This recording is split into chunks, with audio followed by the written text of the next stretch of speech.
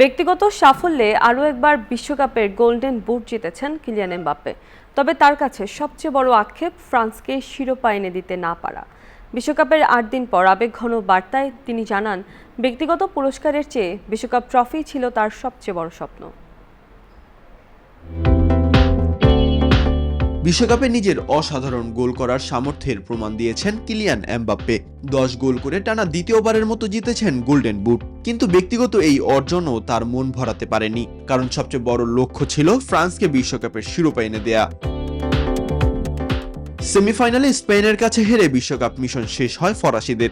যুক্তরাষ্ট্রের ১ নম্বর gym chain gold gym এখন আবারও বাংলাদেশে। বসুন্ধরা আবাসিক এলাকা ও বসুন্ধরা সিটি শপিং মলে।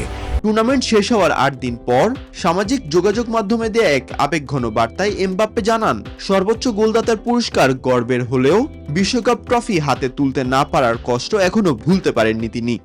আমরা দলগত শিরোপাটি জিততে পারিনি, এটা কষ্টদায়ক, আর এই খারাপ লাগা আরও কিছুদিন থাকবে। আমি সেটা অস্বীকার করব না। সর্বোচ্চ গোলদাতার পুরস্কার গর্বের সঙ্গে গ্রহণ করেছি, তবে ট্রফিটা জিততে পারলে আরও বেশি ভালো লাগতো। এবারের বিশ্বকাপে এমবাপ্পের পাশাপাশি দারুণ ছন্দে ছিলেন ওসমান দেমবেলে ও মাইকেল অলিসে। দেমবেলে করেছেন ৬ গোল ও ২টি অ্যাসিস্ট, আর অলিসে গোল না করেও ৭টি অ্যাসিস্ট করে গড়েছেন এক আসরে সর্বোচ্চ অ্যাসিস্টের রেকর্ড। মাহাদি ইমরান, নিউজ 24।